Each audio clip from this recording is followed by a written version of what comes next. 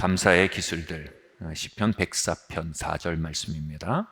함께 읽겠습니다. 감사함으로 그 문에 들어가며 찬송함으로 그 궁전에 들어가서 그에게 감사하며 그 이름을 성축할지어다. 아멘. 이런 말이 있습니다. 하나님은 찬양을 이기지 못하신다. 예, 하나님은 우리 모두에게 선하십니다. 그러나 하나님은 어떤 이들에겐 더 열정적이십니다. 바로 그분의 선하심에 감격할 줄 아는 자들, 그분이 만들어내는 차이를 인식하는 자들, 그분의 은혜에 반응하는 자들에게 하나님은 열정적으로 응답해 나가십니다. 우리 다음 말씀 한번 읽겠습니다. 로마서 1장 말씀입니다. 함께 읽겠습니다. 시작.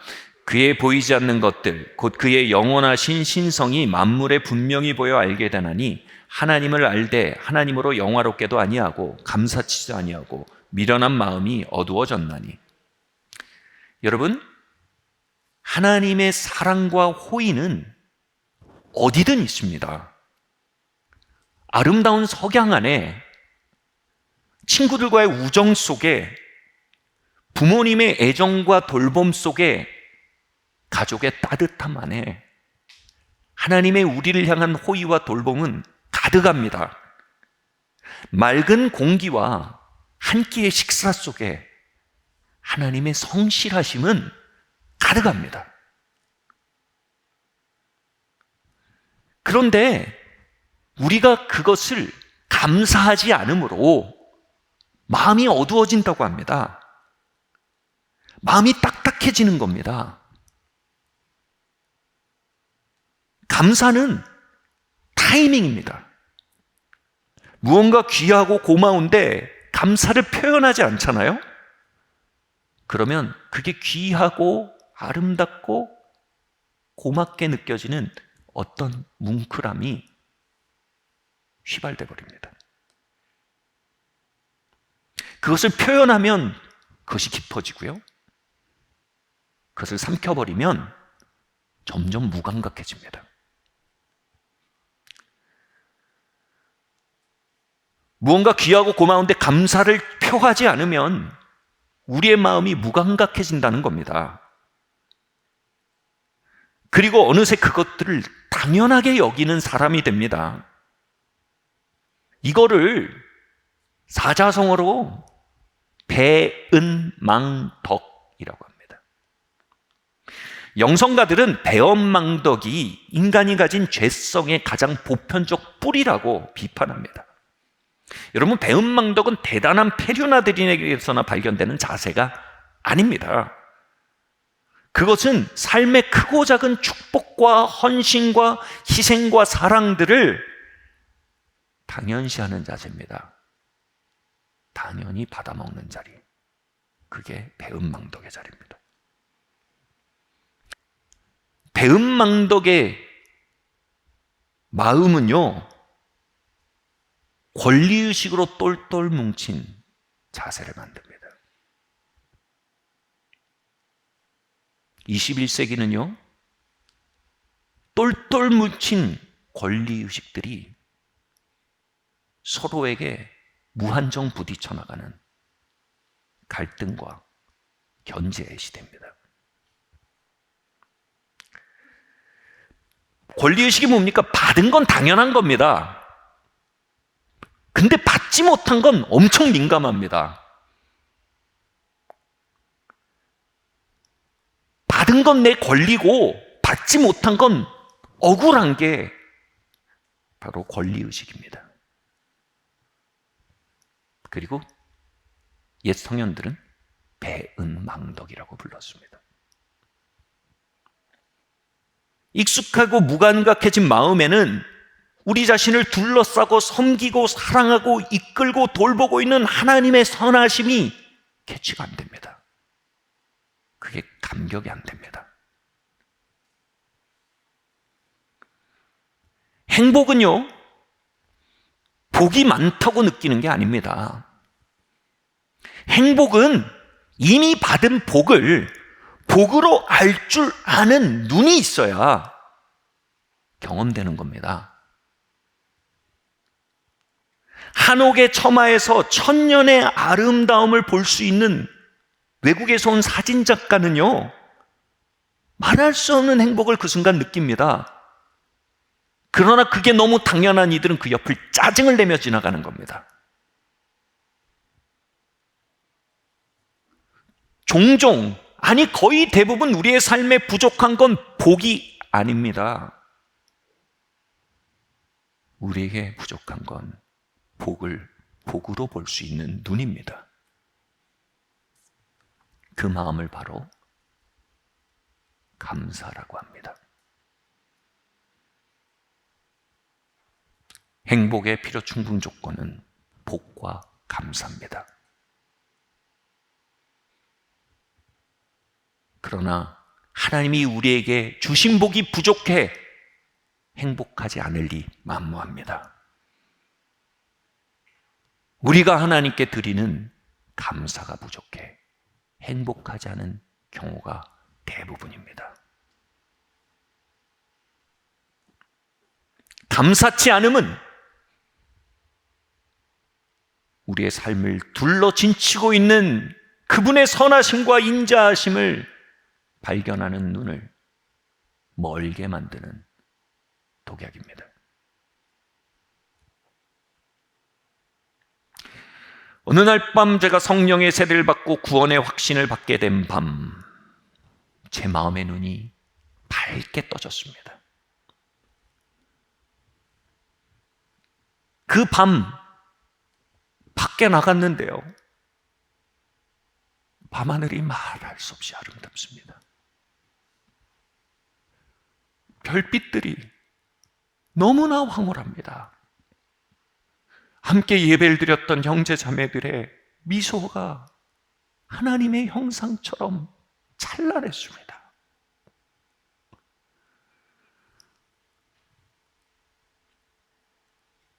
제 형편 바뀐 것 아무것도 없었습니다. 그저 그날 밤 제 마음의 눈이 열린 것입니다. 저는 그날 밤 제 인생 최고의 행복을 경험했다 단언할 수 있습니다.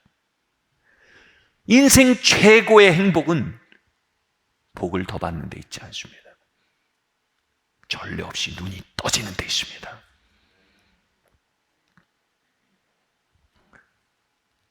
그 기쁨과 행복이 너무 좋아 그날 밤 하나님만 섬기겠다고, 하나님을 섬기겠다고 선해버렸습니다. 그리고 신학교 가고 목회를 하게 됐는데 그 기쁨, 새어나갈 때가 너무 많은 겁니다. 아무것도 없는 그때보다 더 나은 상황이 펼쳐짐에도 제 마음의 기쁨은 점점 하향 곡선을 그리고 있는 현실을 만날 때가 많습니다. 왜요? 복이 준 겁니까? 감사가 준 겁니까?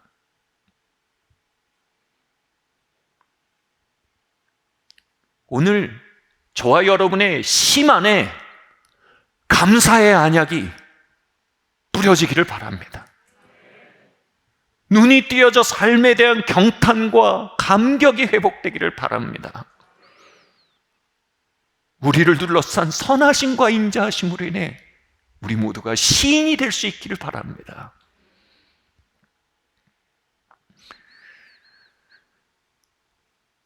감사의 기술 첫 번째를 한번 나눠보겠습니다. 시작. 찬양은 감사를 길어내는 두레박입니다. 시편 100편 1절 말씀입니다. 여호와께 즐거이 부를지어다, 기쁨으로 여호와를 섬길지어다. 며칠 전 저는 이 말씀을 읽다가 제 눈을 의심했습니다. 아니, 주님을 섬기는 것 얼마나 힘든지 모르십니까, 주님? 이 말이 툭 나오는 겁니다. 몇 년 전 제가 건강보험을 들려고 했는데 목사는 고도의 스트레스로 인해 고위험 직군으로 분류돼서요, 보험료가 훨씬 비싸더라고요. 그런데 시편 말씀이 말합니다. 기쁨으로 하나님을 섬기래요. 요즘은 그런 프로가 있는지 모르겠지만 제가 그 학창 시절에는 그 장재근 선수라고 육상 선수가 아침마다 이 타이즈를 입고 이렇게 격렬한 운동을 하는 프로그램이 있었어요. 그러면 이제 아침에 그걸 보고 다 같이 이제 전 국민이 운동하는 건데 그게 저희가 보기 너무 웃겼어요. 왜냐면 막 푸시업을 하고 뛰고 막 엄청 격렬한데 웃음은 항상 이렇게 하나, 둘, 잘하십니다. 막 이렇게 하는 게 그게 웃겨가지고 우리는 그 웃으려고 봤어요. 그리고 많은 코미디 프로의 소재가 되기도 했어요. 이 말씀이 그걸 요구하는 것 같아요. 기쁨으로 여호와를 섬길지어다. 어떻게 이게 가능합니까? 그날 성령께서는 바로 그 다음 구절로 저에게 답을 주셨어요. 감사함으로 그 문에 들어가며 찬송함으로 그 궁전에 들어가라. 주님을 섬기는 일 만만치 않습니다. 그럼에도 그 안에서 기쁨을 끌어낼 수 있는 두레박이 바로 찬송이라는 겁니다. 매년 저희 교회에 사역하러 오시는 이사벨 목사님이란 분이 계십니다. 제가 만난 하나님의 사람 중에서도 가장 빛나는 기쁨과 생명력을 가진 하나님의 사람입니다. 그녀는 그녀의 기쁨과 그 빛의 비밀에 대해 이렇게 말합니다. 스트레스 관리를 잘해야 됩니다. 스트레스를 잘 털어내셔야 합니다. 그래야 성령님과 동행하는데 하자가 없습니다. 그러면서 자신의 비밀을 이렇게 나누어 줬습니다. 여러분 듣고 싶으세요? 저는 상황이 어려워지면 콧노래를 부릅니다. 이렇게 말하는 거예요. 저희 집회를 할 때 하루에 수백 명에게 개인 사역을 합니다. 8시간, 9시간, 10시간 서서 수백 명에게 개인 사역하는 일이 다반사입니다. 하루 종일 그렇게 서서 사역하고요. 차 타고 식당을 가거나 집에 갈 때 어김없이요. 그 차에 타면 혼자 콧노래를 부릅니다.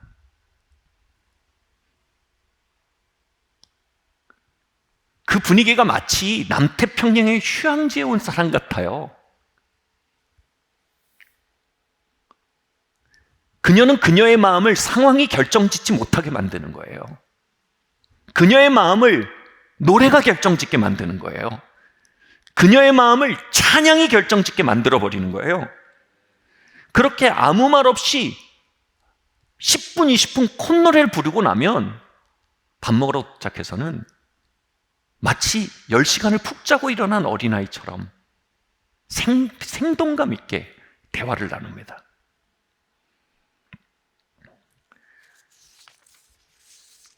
(3년) 전에는 이사벨 목사님의 남편인 아이븐 목사님이 암으로 갑자기 세상을 떠나셨습니다. 그것이 얼마나 큰 고통이었는지 수개월 동안 사역을 캔슬하고 혼자 칩거하며 있어야 하기도 했습니다. 그런데 불과 1년이 채 지나지 않아 다시 저희에게 사역을 하러 와서 당시 이제 저희 집에서 방을 내드려서 묵게 됐는데, 아니 아이븐 목사님 돌아가시 전보다 더 밝게 빛나는 거예요, 사람이. 그 기간 동안 아내와 저랑 같이 이제 대화를 하다가 같이 웃는 일이 많았어요. 너무 웃겨서 셋이 박장대소를 막 했는데 이사벨 목사님이 갑자기 주섬주섬 핸드폰을 막 찾는 거예요. 그러다 갑자기 그러는 거예요. 그리고 저희한테 이렇게, 지금 내가 너무 웃기고 재밌어서 아이분한테 문자할 뻔했어. 그 말을 듣는데요, 아내와 저는 쎄해졌죠. 이거 어떻게 반응해야 되냐, 이런 멘트에 대해서. 근데 그 말을 하고는요, 어린아이처럼 까르르 웃어버리는 겁니다. 제가 사람 심리에 관심이 많은데요, 그건 디나이얼이 아니에요. 정말 깨끗하게 씻겨진 거예요.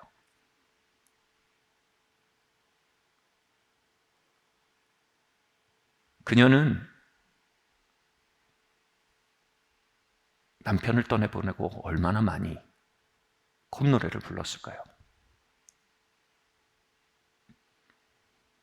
얼마나 그녀의 삶을 둘러싼 하나님의 선하심과 사랑과 성실하심에 눈 감기지 않기 위해 얼마나 많이 콧노래를 부르며 밤을 보냈을까요? 그녀의 회복 속도는 가히 초자연적이었습니다. 찬양을 통해 그녀의 삶에 뿌려진 하나님의 사랑과 축복이 끊임없이 뿌리내린 결과 그녀는 삶의 가장 큰 트라우마라는 배우자의 상실을 극복해 나갈 수 있었던 겁니다.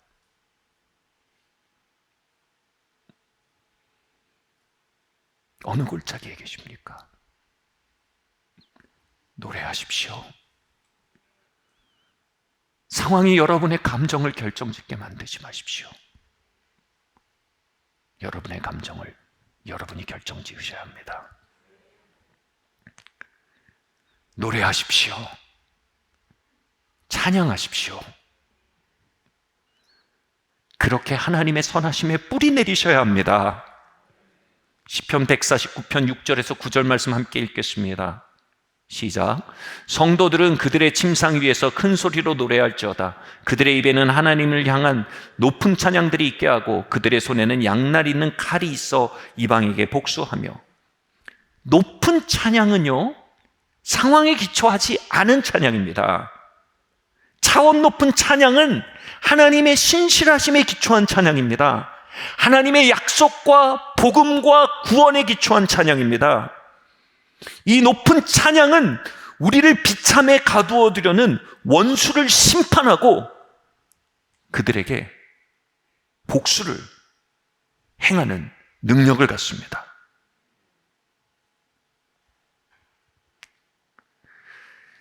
여기서 인상 깊은 구절이 나옵니다. 기록된 판결문을 그들에게 시행하는 영광이 성도들에게 있을지어다. 여기서 말하는 그들이 누굽니까?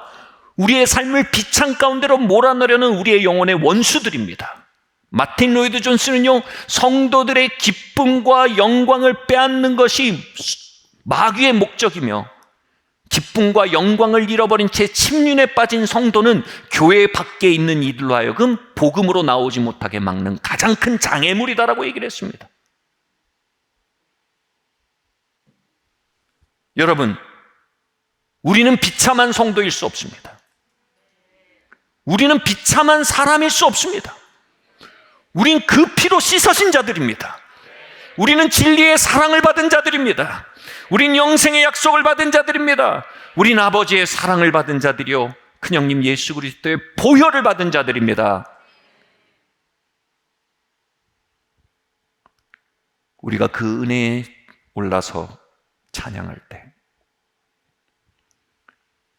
우리를 비창 가운데 가두어 두려는 세력들이 힘을 잃고 떠나기 시작한다는 겁니다. 하늘 보좌로 나아가는 문은 언제나 성경에 보면 진주문입니다. 진주는 고통과 인내 속에 빚어지는 보석입니다. 감사함으로 그 문에 들어가며 찬송함으로 그 궁전에 들어가는 그 문, 바로 그게 진주로 만들어진 문입니다. 남편과의 사별이라는 골짜기에서 이사벨 목사님은 끊임없는 콧노래로 진주문을 지어 올린 겁니다. 그리고 마침내 그곳에 하나님의 보좌를 끌어내린 것입니다. 그리함으로 비참한 크리스찬이 되기를 거절한 것입니다. 상황이 우리의 찬양을 결정짓는다면 그것은 낮은 찬양입니다. 여기 높은 찬양이 있습니다. 바로 상황을 결정짓는 찬양입니다. 찬양으로 여러분의 골짜기를 영광과 빛으로 가득 채우시기를 예수님의 이름으로 축원합니다. 우리 같이 말할까요? 하나님 찬양합니다. 주는 선하시고 그 인자하심이 영원하십니다. 아멘. 두 번째로요, 섬김은 감사의 연쇄 반응의 도화선입니다. 최근에 플로리다의 드라이브인 주문하는 코너에서 아주 흥미로운 일이 벌어졌습니다. 한 운전자가 차를 몰고 와서 자신의 주문한 걸 받아가면서 돈을 내잖아요. 근데 그렇게 얘기한 거예요. 뒷차는 얼마입니까? 모르는 사람이에요. 그 뒷차 것까지 다 낸 거예요. 그 뒷차가 왔는데 돈을 내려니까 앞차가 지불했습니다. 이 사람이 갑자기 망치로 머리를 맞은 것 같은 거예요. 근데 이 사람의 반응이 흥미롭습니다. 아싸, 이게 아니고 뭐라고요? 뒷차는 얼마입니까? 뒷사람 걸 내고 간 거예요. 세 번째 사람이 옵니다. 앞차가 내고 갔습니다. 당신이 세 번째입니다. 이 사람은 깜짝 놀랍니다. 땡 잡았네? 아니고요. 뒷차는 얼마입니까? 이렇게 시작된 연쇄고리가 250명까지 갔답니다. 저는 정말로 그 캐셔이고 싶어요. 기적을 보는 거예요. 250명까지 간 거예요.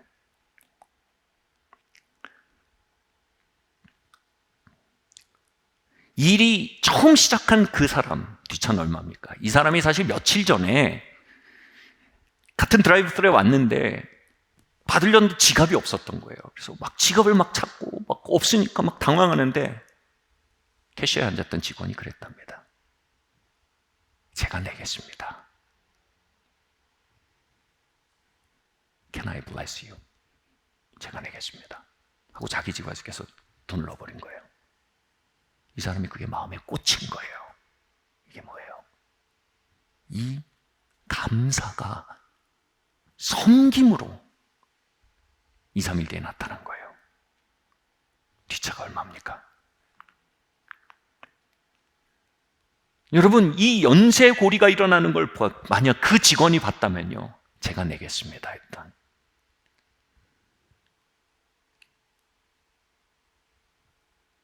그 직원의 마음이 어땠을까요?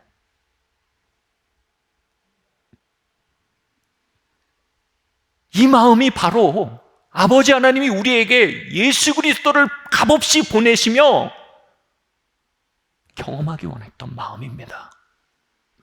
이 비은혜의 사슬로 지배되는 이 세상 속에, 이 동물의 왕국처럼 약육강식으로 진행되는 이 세상 속에 내가 내 아들을 값없이, 우주보다 귀한 내 아들을 값없이 나의 사랑하는 자들에게 주리라. 그리고 주님은 거기에서 얻은 은혜의 파장을 우리가 섬김과 사랑의 삶으로 흘려보내며 그 연쇄고리의 한 고리가 되며 살도록 기대하십니다. 마중물이란 게 있죠. 오래전에 이 수동식 펌프에서 빨래를 할 때 먼저 물을 한 바가지 넣고, 마중물입니다. 펌프질하면 그 밑에 있는 지하수가 한없이 터져나오기 시작합니다.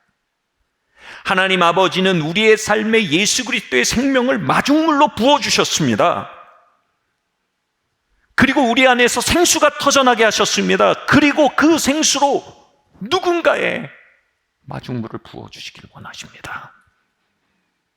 바울은 스스로 복음의 빚진 자, 은혜의 빚진 자라 불렀습니다. 몇 년 전 추수감사 때 슬로건이 이것에 착안한 것입니다.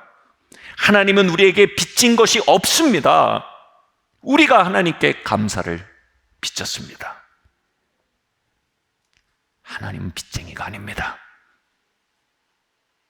우리가 빚쟁입니다. 우리는 빚진 감사를 누군가에게 마중물이 됨으로 갚도록 불림받은 자들입니다.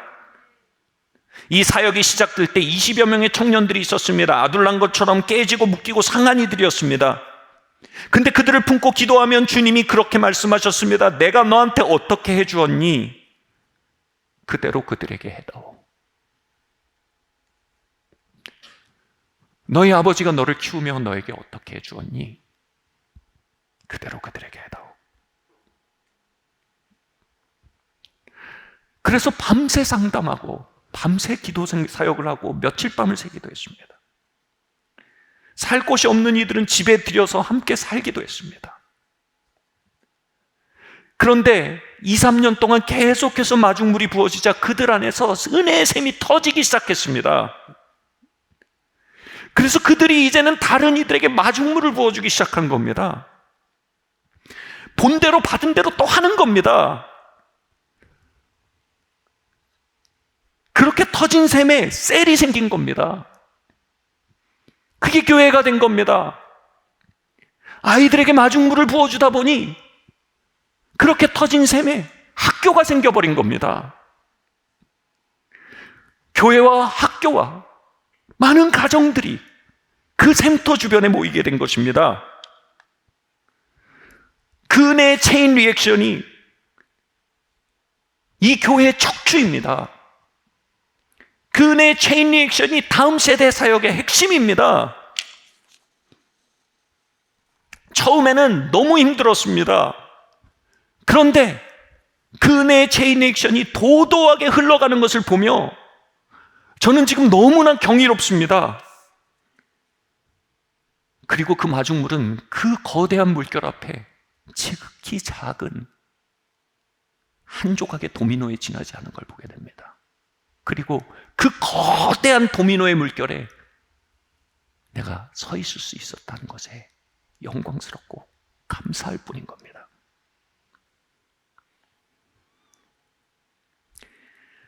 드라이브 스루의 250명은요, 그 은혜의 체인 리액션의 도미노가 되길 기뻐했습니다. 그것에 참여하는 영광 예배의 10불, 20불의 성김은 너무 작은 마중물이었습니다.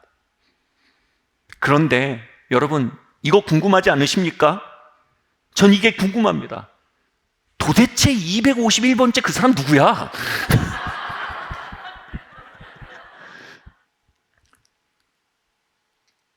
우리는 삶 속에 251번째 사람이 될 때가 제법 있었을 겁니다.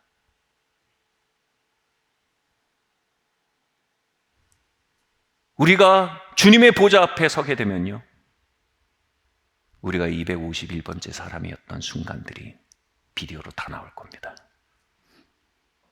귀미까지 빨개질 겁니다. 후회가 막 급할 겁니다. 근데 그 심판 때는 죽어서 가는 미래만이 아닙니다. 우린 그 심판 때의 현실을 우리의 심령의 중심으로 당겨 경험하게 되어 있습니다. 권태로요, 허무함으로요, 텅 빈 허전함으로요, 우리가 은혜의 체인 리액션의 도미노가 되지 않는다면 우리는 동물의 왕국의 먹이 사슬에 한 조각에 지나지 않을 수밖에 없습니다. 그는 10불, 20불에 땡 잡은 마음으로 아름다운 은혜의 체인 리액션의 일부가 될 찬스를 날려먹어버린 겁니다. 욥기를 보면 하나님과 사단 사이에 경합이 벌어집니다.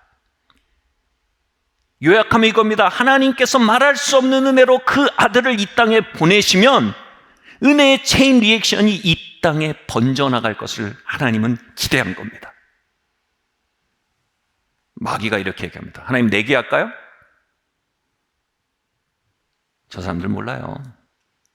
다 먹튀입니다. 당신의 아들은 헛되이 소비될 것이고 이 땅은 동물의 왕국의 먹이 사슬이 지배할 겁니다. 하나님이 그런 겁니다. 우리 내기할까? 너 모르는 게 있어. 내가 태초부터 구별하는 사람들이 있어. 내가 택한 자들이 있어. 난 그들과 함께 이 은혜의 연쇄 폭발을 시작해 나갈 거야.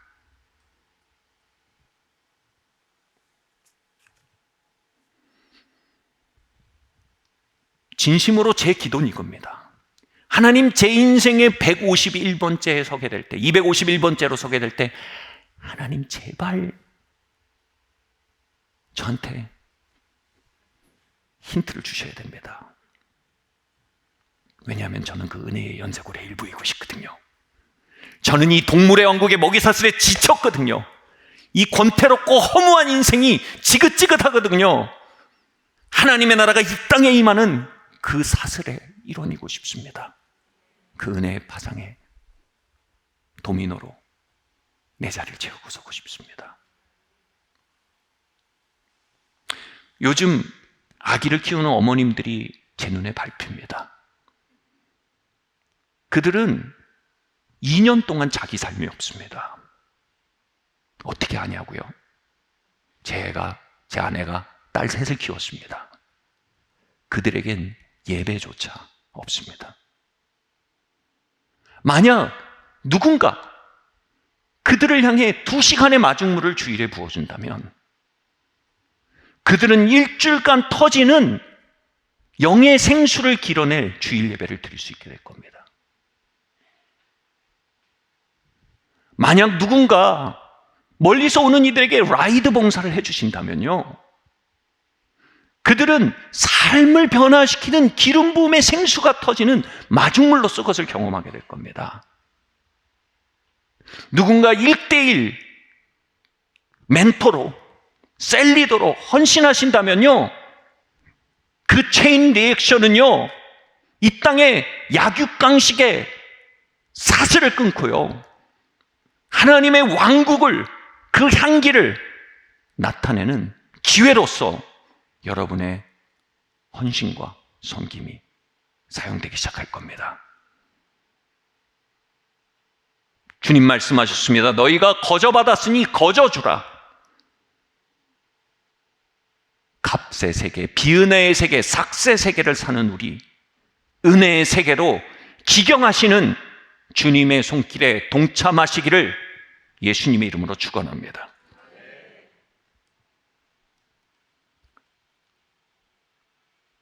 세 번째로요, 함께 읽겠습니다. 시작. 드림은 하나님께 황홀한 감사의 고백입니다. 신명기 8장 말씀입니다. 내가 먹어서 배불리고 아름다운 집을 짓고 거하게 되며 또 내 우양이 번성하며 내 은금이 증식되며 내 소유가 다 풍성하게 될 때 두렵건대 내 마음이 교만하여 내 하나님 여호와를 잃어버릴까 하노라. 여호와는 너를 애굽 땅 종되었던 집에서 이끌어내시고 너를 시험하사 마침내 내게 복주려 하심이었느니라. 또 두렵건대 내가 마음에 이르기를 내 능과 내 손의 힘으로 내가 이 재물을 얻었다 할까 하노라. 내 하나님을 기억하라. 그가 내게 재물 얻을 능을 주셨음이니라. 네. 아멘. 이 말씀에 보면요, 하나님은 번영을 주길 원하세요. 너무 자명합니다. 근데 번영을 주시기 원하는 하나님이 동시에 근심도 하십니다. 왜냐하면요, 번영 안에는 망각의 독이 있답니다. 번영이 오면 한 국가가 하나님을 잃어버렸습니다. 번영이 오면 한 가문이 하나님을 더 이상 찾지 않게 됩니다. 번영이 오면 한 개인이 마음이 높아지기 시작합니다. 그 독에 대해 자유하다 말하는 자, 그 독에 대해 자신 있다 말하는 자, 그들은 그 독의 첫 번째 희생자가 될 후보입니다.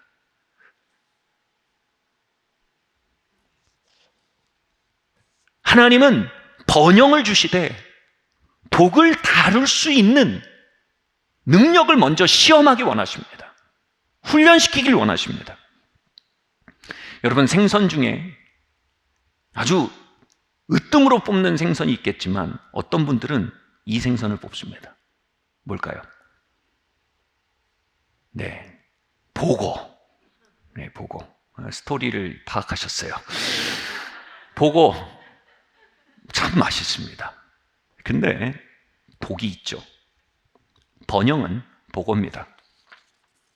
보고는 아무나 다루지 못합니다.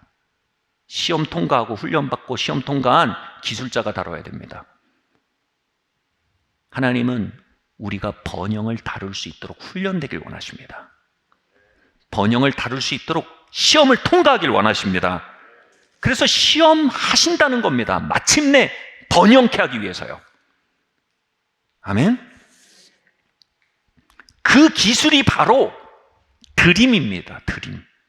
드림을 통한 감사입니다.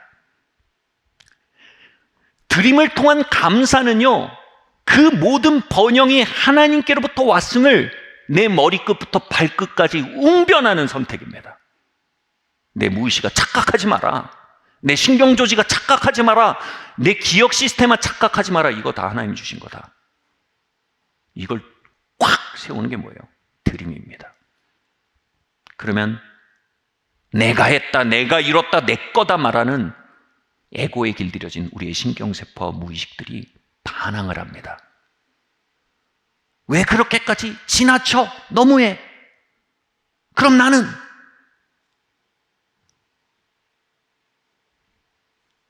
드림은요, 모든 게 나로부터 말미암고 나에게 돌아온다는 우리의 높은 에고를 꺾는 파워입니다.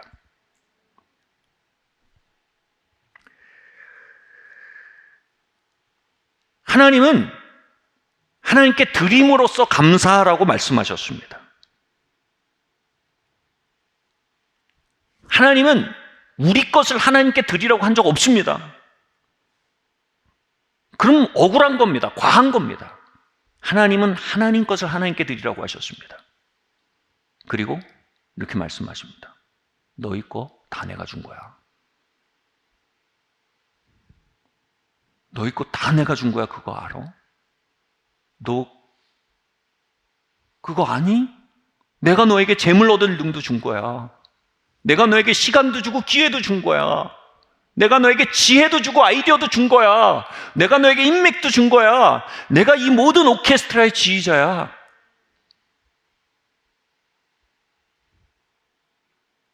이게 하나님 겁니다라는 고백 안에 있는 자들에게는요, 절대로 과한 게 없습니다. 내 것을 드리는 사람은요, 이건 과한데? 이게 있습니다. 하나님 걸 드리는 사람은요, 이건 과한데? 이게 없습니다. 이것이 추수감사절의 고백입니다. 모든 수확은 다 하나님 겁니다. 하나님이 씨를 주시고 힘을 주시고 해를 주시고 물을 주시고 인내력까지 주셔서 이 모든 게 내게 온 겁니다. 그러니까 이거 다 당신 겁니다. 이 청교도들의 고백이 추수감사가 된 겁니다. 철로역정의 저자 존 버녀는 이런 시를 썼습니다. 한 남자가 있었다. 사람들은 그가 미쳤다고 했다. 그는 줄수록 소유가 많아졌다. 사람이 보기에 아웃기브하는 사람, 자본주의 사회 속에 아웃기브하는 사람, 바로 미친 사람들입니다. 하나님은 그 미친 사람들 속에 순정을 느끼십니다. 그 미친 사람들 속에, 선을 넘은 사람들 속에 하나님은 오히려 시험을 넘은 자들이라고 말씀하십니다. 그들은 번영의 독을 발라낼 수 있는 칼을 가진 자들입니다. 우리 자리에서 일어납시다. 아들과 함께 모든 것을 내주신 아버지, 감사합니다. 진리의 사랑을 받게 하시고 믿음을 주시고 영생의 복락을 주신 하나님, 감사합니다. 하나님의 것 하나님께 구별하여 드렸으나 복으로 갚으시는 하나님, 감사합니다. 하나님이 신명기에서 우리에게 시험하겠다고 말씀하시면 말라께서 말씀하십니다. 나를 시험해봐. 너희의 순정을 내가 받을 때 내가 침묵할지 한번 봐봐. You cannot outgive. outgive란 말은요, 이런 뜻이 있어요. 우리는 하나님께 드림에 있어서 이길 수가 없다는 뜻이에요. 내가 지고 앉았을 거 아니야? 나를 향한 너의 순종보다 언제나 너를 향한 나의 순종이 더 크단다. You cannot outgive your father. 여러분, 이 마음이 가장 잘 드러나는 관계는 부모님과의 관계입니다. 시금석입니다.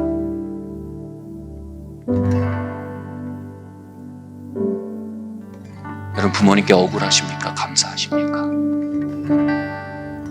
부모님께 박탈감 있으십니까? 고마움 있으십니까? 주지 못한 게 많으시죠? 그러나 세상 그 누구보다 많이 준 사람인 건 맞습니다.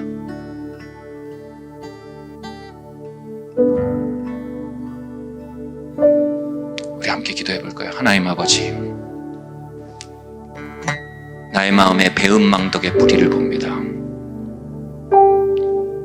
이 뿌리를 거슬러 가기를 원합니다. 아버지, 어머니, 나에게 많은 걸 주셨습니다.